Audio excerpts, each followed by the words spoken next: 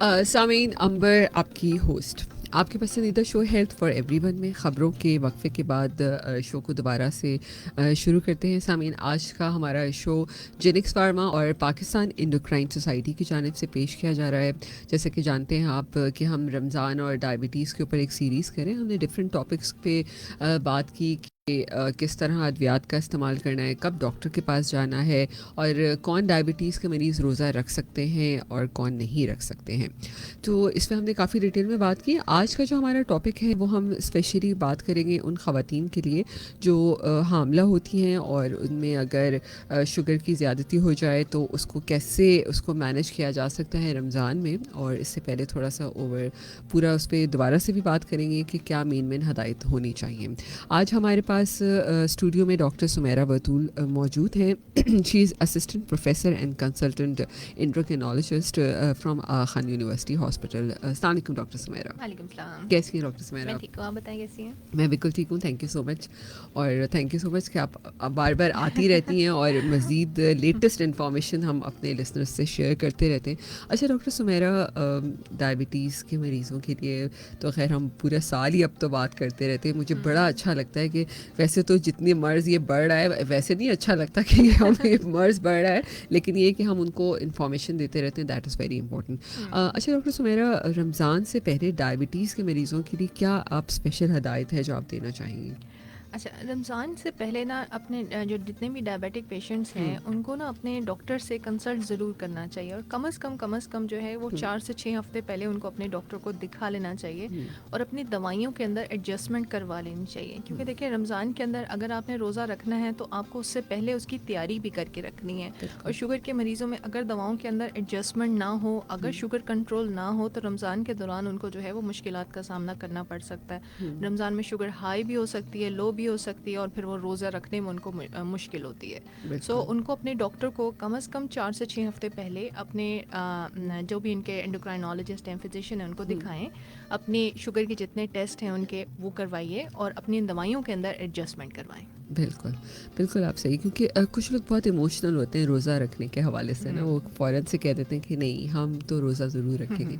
तो इसमें क्या अद्वियात वगैरह की भी एडजस्टमेंट ज़रूरी होती है? अच्छा, रोज़े के हवाले से ये है कि कुछ पेशेंट ऐसे होते हैं, ज़्यादातर डायबिटिक पेशेंट जो हैं वो रोज़ा रख सकते हैं, लेकिन कुछ पेशेंट ऐसे होते हैं जिनको रोज़ा अगर वो रखेंगे तो उनकी तबीयत में ख़राबी होने का ख़तरा होता है।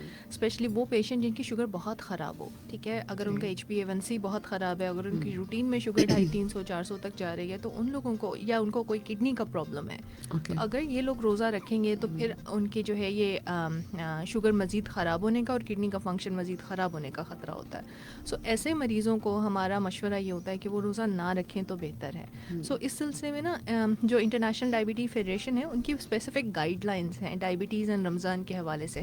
उसमें उन्होंने सबको डिफ़ाइन किया हुआ है कि कौन से मरीज़ ऐसे हैं जो आसानी से रोज़ा रख सकते हैं, कौन से मरीज़ हैं जिनमें थोड़ी सी दवाइयों के अंदर तब्दीली करके वो रोज़ा रख सकते हैं, और कौन से ऐसे मरीज़ हैं हाई रिस्क वाले जिनको रोज़ा नहीं रखना चाहिए।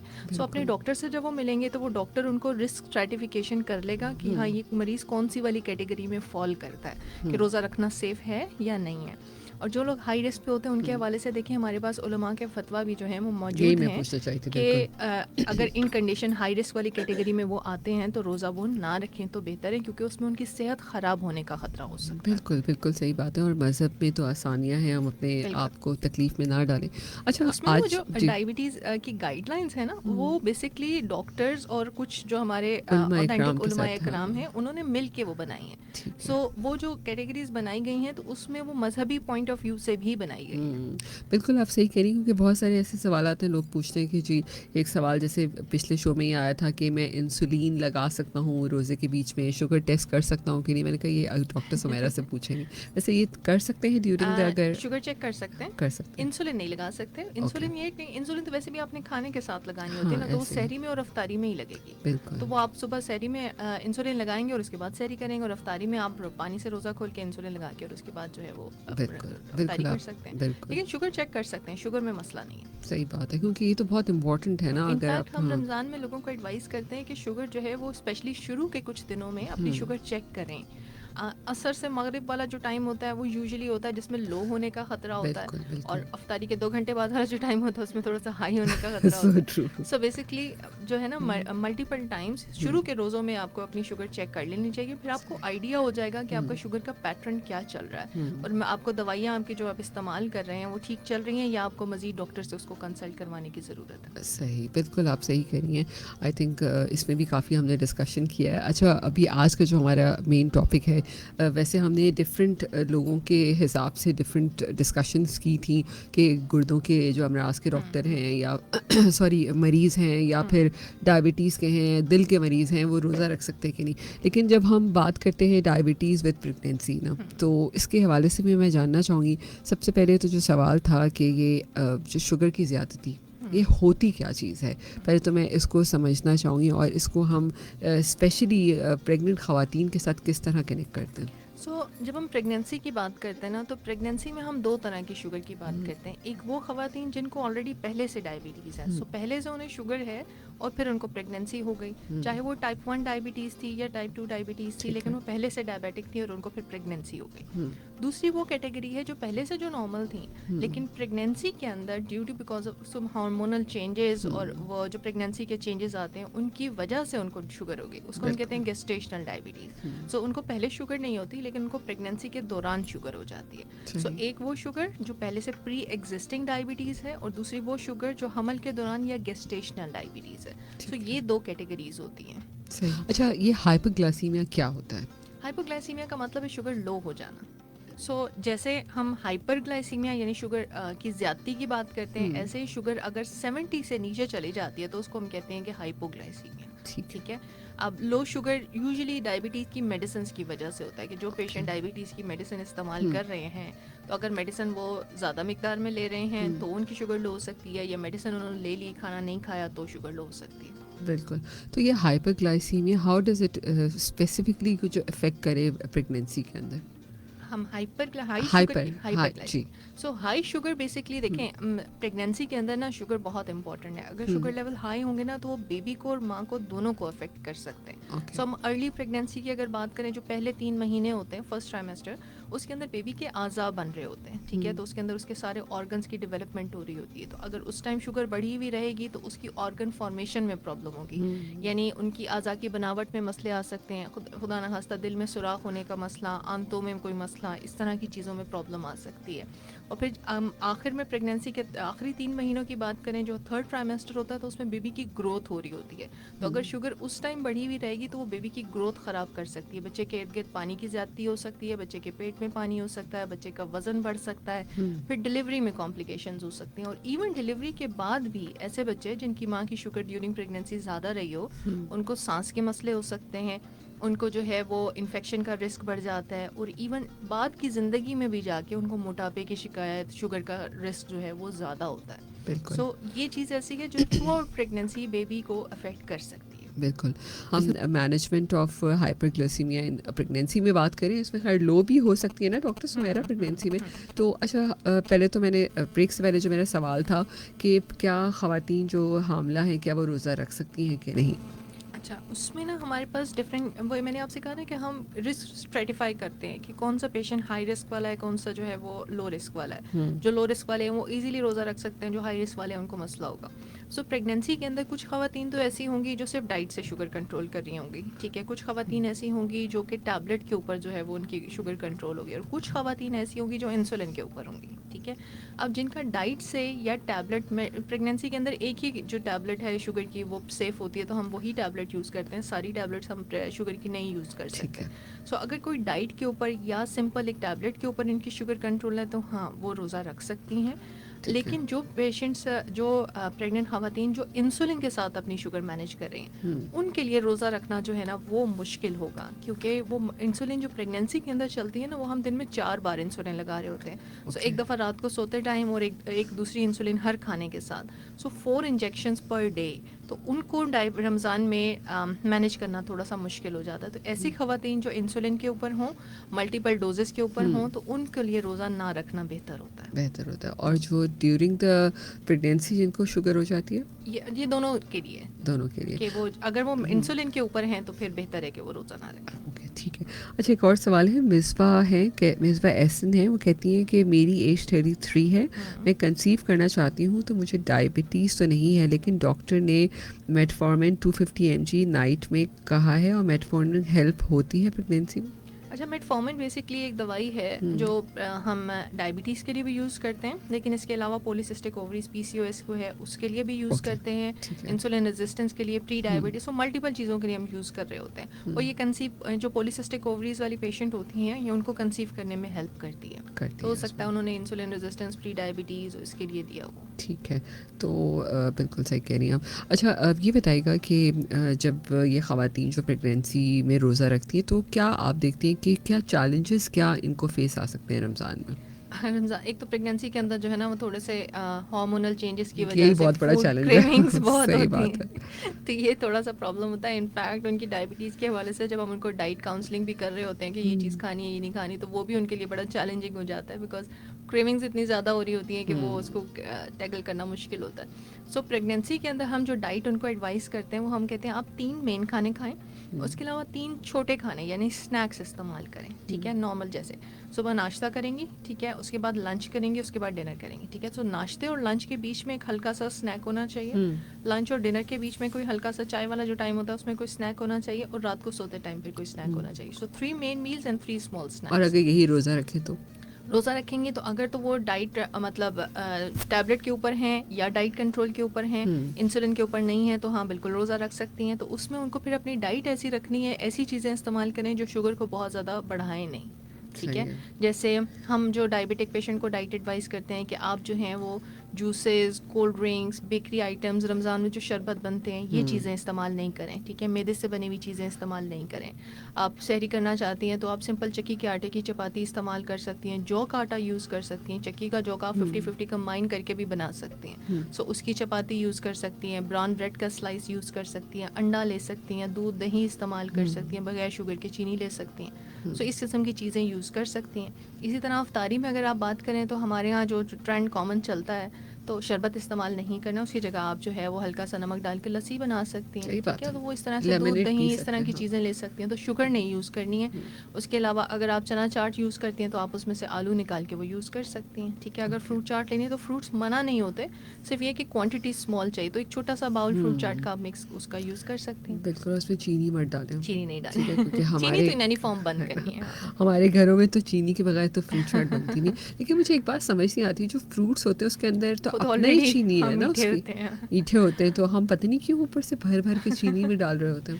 تو شوگر اور گڑ, لوگ گڑ کو نا وہ میٹھا نہیں کنسیڈر کرتے, تو ہاں لوگ یہ چینی سمجھ, گڑ بالکل دونوں سے بنی ہوئی چیزیں استعمال بالکل, نہیں اور کرنی. لوگ سمجھتے ہیں براؤن شوگر بھی وہی چیزیں کھا سکتے ہیں. تو وہ اکثر یہ ہوتا ہے کہ ہم چینی سے منع کرتے ہیں تو وہ سمجھتے ہیں کہ گڑ کھا سکتے ہیں, تو میں اب اسپیسیفکلی کہتی ہوں کہ نہیں, چینی اور گڑ دونوں سے بنی ہوئی چیزیں استعمال نہیں کرنی ہیں. بالکل آپ صحیح کہہ رہے ہیں. سویٹنس جو آرٹیفیشیل سویٹنس ہوتی اچھا وہ ماڈریٹ کوانٹٹی میں آپ یوز کر سکتے ہیں. وہ آج کل کی بھی ہے نا کہ لوگ, اب دیکھیں کوئی بندہ اگر دن میں 5 دفعہ چائے پیتا ہے تو آپ 5 دفعہ سویٹنر نہیں یوز کر سکتے نا, مطلب وہ کوانٹٹی بہت زیادہ ہو جاتی ہے. So excess of everything is bed.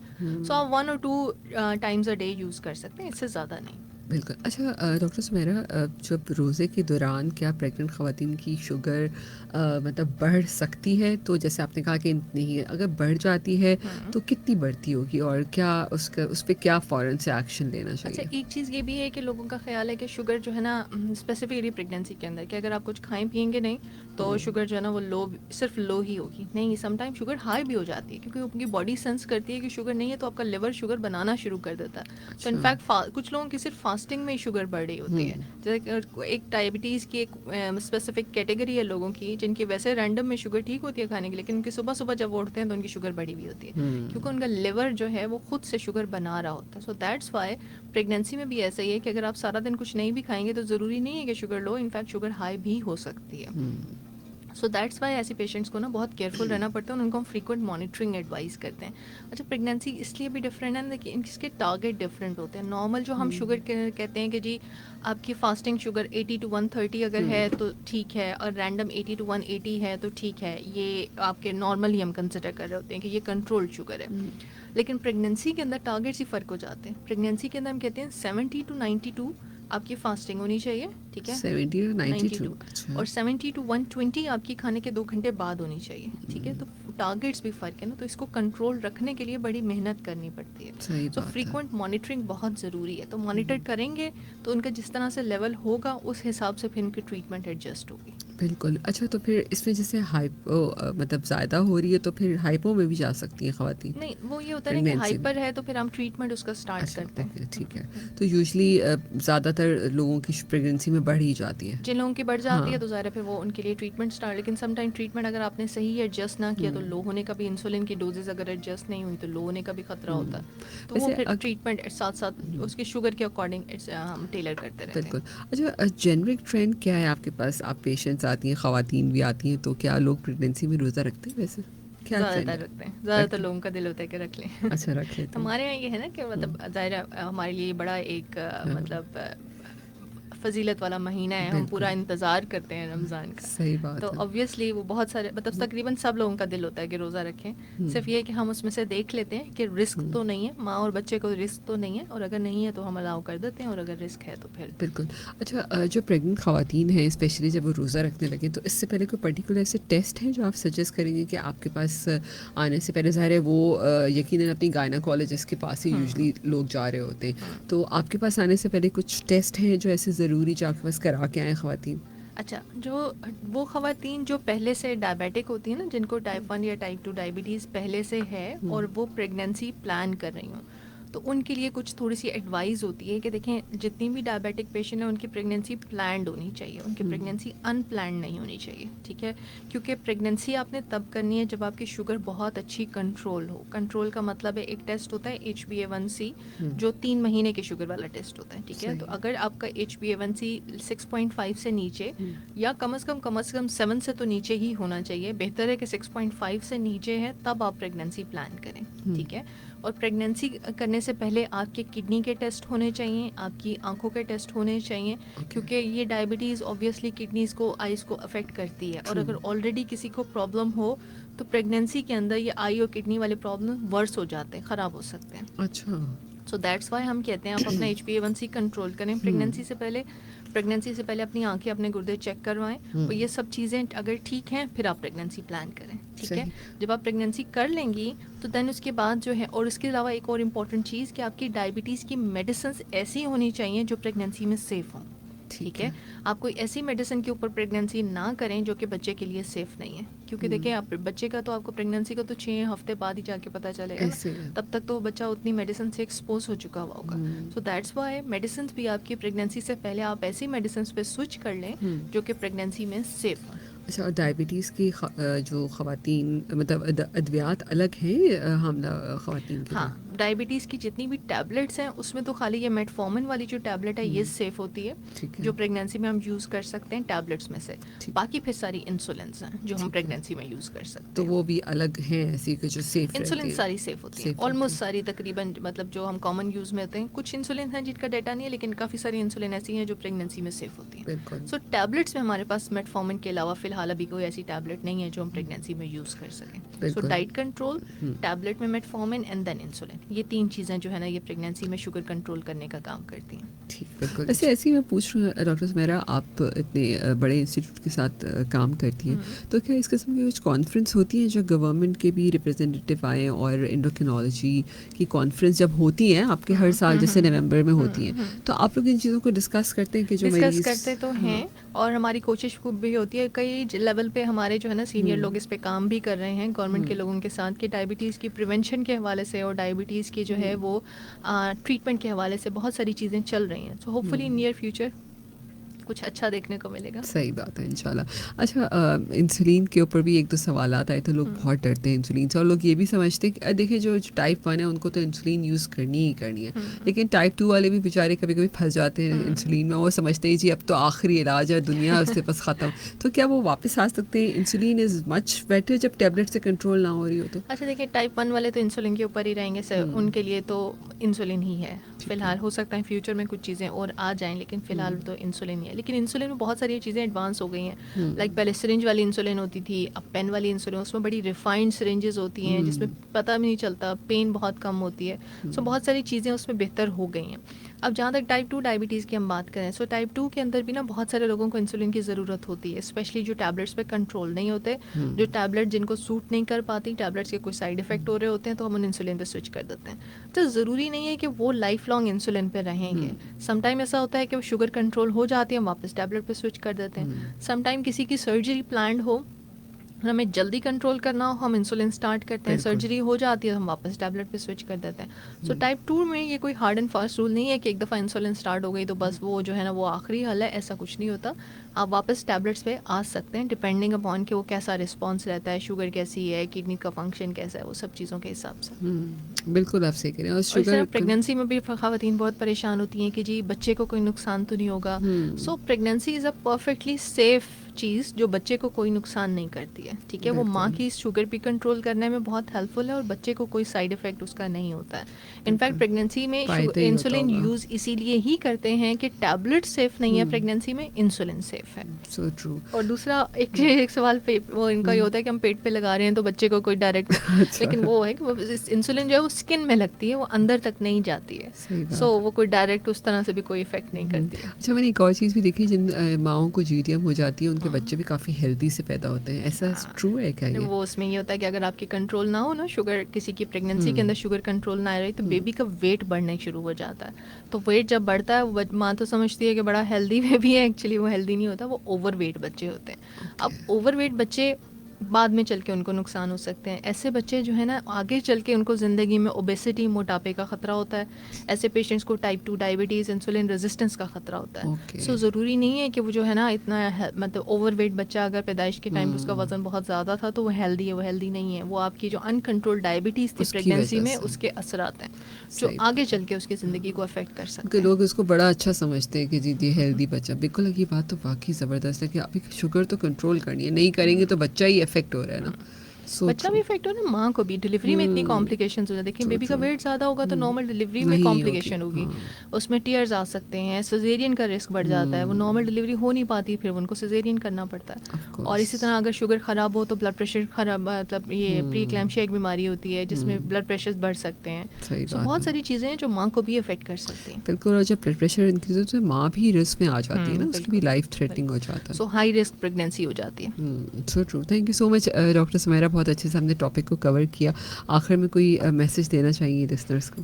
بس یہی ہے کہ پریگنینسی کے حوالے سے جو ہے کہ فیمیلز کو اپنا خیال رکھنے کی ضرورت ہے. اگر کسی کو ڈائبٹیز ہے تو پہلے سے جو ہے نا وہ اپنے ڈاکٹر سے کنسلٹ کریں. شوگر جتنی اچھی پہلے کنٹرول ہوگی اتنا اچھا جو ہے نا پریگنینسی والا ٹائم گزرے گا. اسی طرح جو پریگننٹ فیمیل جو ڈائبٹک نہیں ہیں ان کو شروع میں ہی ہیلدی لائف اسٹائل رکھنا چاہیے. دیکھیں اگر پہلے سے ویٹ اچھا ہوگا، لائف اسٹائل ہیلدی ہوگا تو آگے پریگنینسی میں جو ہے وہ شوگر ہونے کا خطرہ اتنا کم ہوگا اور پریگنینسی اتنی آرام سے گزرے گی. سو پہلے سے ہی اپنی پلاننگ جو ہے نا وہ اچھی رکھیں، اپنی لائف اسٹائل جو ہے وہ ہیلدی رکھیں. بالکل.